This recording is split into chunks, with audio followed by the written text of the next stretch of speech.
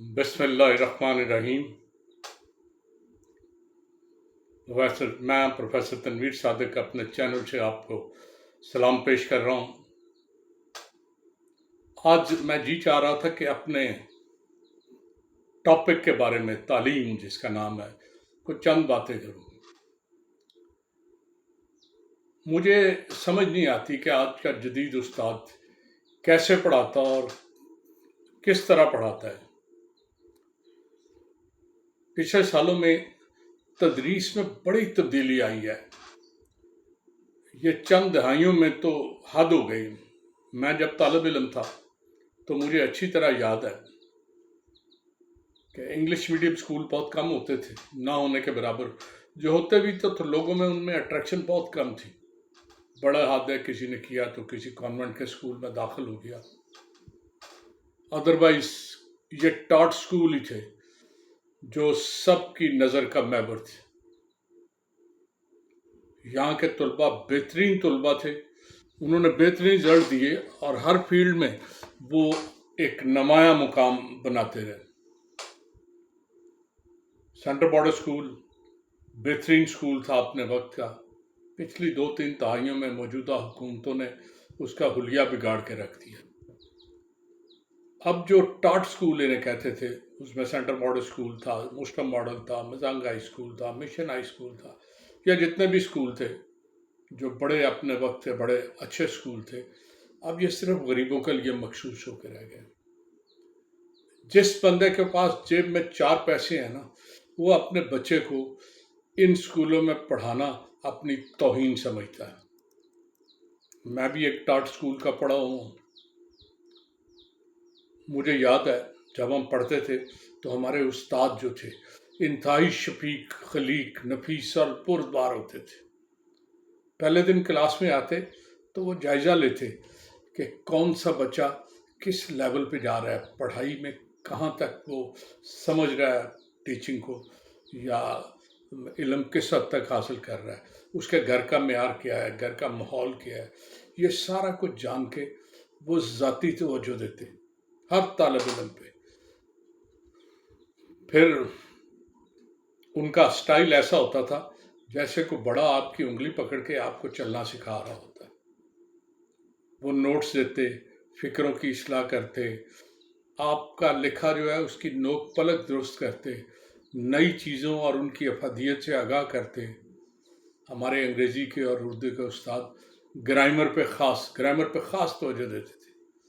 हमें पता था पास्ट क्या है, प्रेजेंट क्या है, फ्यूचर क्या है, present indefinite, present continuous, perfect continuous, ये 12 टेबलें हमने बनानी, बड़े मज़े से याद थी।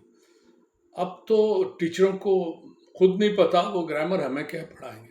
आज के टीचर जो है ना, वो ज़बानें जितनी पढ़ाते हैं वो मुझे फारसी भी याद है, गुफ्त, गुफ्ताम, गुफ्तेद, गुफ्तम, गुफ्तेम, वो 6 पढ़ाते थे।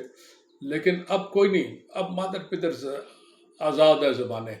हम जो मजमून लिखते हैं बच्चे, टूटी फूटी अंग्रेज़ी, टूटी फूटी उर्दू, और उन्हें पूरे नंबर मिल जाते हैं। हमने सही फिक्रे भी लिखे तो हमें हसरत ही रही कि कभी को पूरे नंबर इंग्लिश में 60 नंबर से ज़्यादा किसी के नहीं आते थे। अच्छा, सवाल जवाब जो है ना, ये बड़ा की फैक्टर होता था। ये बच्चे की ज़हनी नशोनुमा में सवाल जवाब का एक ख़ास किरदार है। हमारे उस्ताद भरपूर सवाल करते थे और हमसे उम्मीद करते थे कि हम उसका जवाब भी पूरी तरह दें। वो बच्चा जो सवाल जवाब करना नहीं जानता था, जो शर्म और झिझक महसूस करता था, वो कभी अच्छा तालिब इल्म नहीं होता था, वो आइंदा ज़िंदगी में भी बेहतर नहीं होता था। इसलिए उस्ताद अपनी क्लास में हमेशा सवाल जवाब के सिलसिले में बच्चों की हौसला अफजाई करते। मैं आम तौर पर क्लास में एक वाक़या सुनाता हूँ। हज़रत राबिया बस्री 14 साल की थी, तो हज़रत हसन बस्री 80 साल उनकी उम्र थी और वो दर्स दिया करते थे। राबिया बस्री उनके दर्स में जाना शुरू हो गई। हसन बस्री थोड़ी देर दर्स देते थे, फिर क्वेश्चन आंसर शुरू हो जाते थे, बहस होती थी जिसमें राबिया बस्री खूबसूरत क्वेश्चन करती, बहुत अच्छी बहस करती, पता चलता था कि कोई स्टूडेंट अच्छी तरह को बात समझ रहा है। कभी कभी राबिया बस्री ना आती تو حضرت حسن بصری اس دن کلاس ہی نہ لیتے، درس نہیں دیتے تھے. کسی نے وجہ سمپل تھی کہ دوسرے طالب علم سوال جواب سے بہت کم آشنا تھے تو وہ مزہ نہیں آتا تھا لیکچر میں. تو کسی نے پوچھا حسن بصری سے کہ رابعہ بصری نہیں آتی تو آپ لیکچر نہیں دیتے، کیا وجہ ہے؟ تو ہنس کے کہنے لگے وہ خوراک جو میں نے ہاتھیوں کے لیے تیار کیا ہے چینٹیوں پہ کیسے بانٹ دوں. تو اچھا اسٹوڈنٹ جو ہے نا وہ بھی استاد کا ایک اثاثہ ہوتا ہے. ہم جب چھوٹے تھے ہمارے استاد ہم سے بڑے فرینک تھے، لیکن ہم نے ایک اپنے درمیان استاد اور درمیان کا پردہ رکھا ہوا تھا کہ کوئی ایسی بات نہ کی جائے جس سے ہم استاد کی یا استاد ہماری نظروں میں گر جائے، کہیں کسی بات میں کسی کی توقیر کم نہ ہو. لیکن اب کوئی پوچھ گچھ نہیں، اس طرح بات کر رہے ہوتے ہیں جیسے بچپن کے لنگوٹیوں. آج کا جدید استاد جو ہے نا وہ ان باتوں کو سوچتا ہی نہیں، نہ وہ جذبے کے ساتھ پڑھاتا ہے نہ رویے کے بارے میں محتاط ہوتا ہے. استاد جیسی بردباری، تحمل اور وقار اس میں مفقود ہے.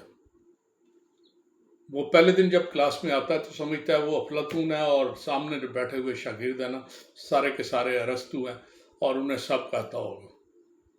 انہیں صرف چند اشارے ہی پڑھانے کے لیے کافی ہیں. اسے یہ پتہ ہی نہیں کہ استاد رول ماڈل ہوتا ہے طلبہ کے لیے،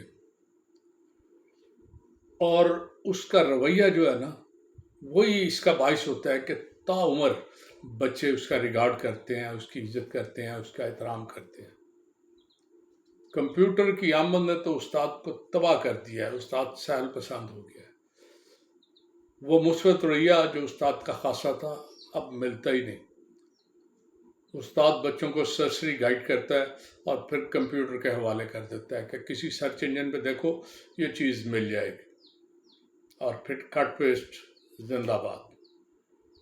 یہ وہ مرحلہ ہوتا ہے کٹ پیسٹ کا جو بہت بعد میں آنا چاہیے، لیکن ہم چھوٹی کلاسوں میں بھی بچوں کو اسی پہ لگا دیتے ہیں. تو بچے جو ہیں وہ بھی محنت کرنا نہیں چاہتے ہیں، وہ کہتے ہیں ٹھیک ہے استاد جو کہتا ہے کر رہے ہیں. استاد بھی جو جی میں آتا پڑھاتا ہے، کسی سلیبس کو فالو نہیں کرتا، سلیبس کو کسی طرح اگنور کرنے کی کوشش کرتا ہے. وہ سمجھتا ہے کہ ٹھیک ہے میں نے اپنا فرض پورا کر لیا ہے، مجھے تنخواہ مل جانی ہے، کسی کی سمجھ میں آئے یا نہ آئے. میں ایک استاد ہوں، مجھے تکلیف ہو رہی ہے ایسی باتوں کرنے کی. تو افسوس یہ ہے کہ اب استاد جو ہے نا انہیں گریڈوں سے غرض ہے، ترقیوں سے غرض ہے، اور انتظامی عہدوں کے پیچھے وہ پاگلوں کی طرح بھاگتے ہیں. پالیسی سازوں کو، اور خاص طور پہ انہوں نے جب تعلیم پرائیویٹ سیکٹر میں دی ہے نا تو وہ تو کاروباری لوگ ہیں، انہیں پیسے سے غرض ہے. وہ پیسے لیتے ہیں اور کاغذ کی ایک ڈگری پکڑا دیتے ہیں، کٹ پیسٹ بتا دیتے ہیں، اور باقی اللہ حافظ. تو شاید کوئی پالیسی ساز تعلیم کی سموالی اور یہ جو جدید استاد ہیں ان کے معاملوں میں جو درس گاہیں بانجھ ہو رہی ہیں اس کے بارے میں سوچیں، اور شاید بہتری کی صورت دعا کریں نکل آئے. اللہ حافظ.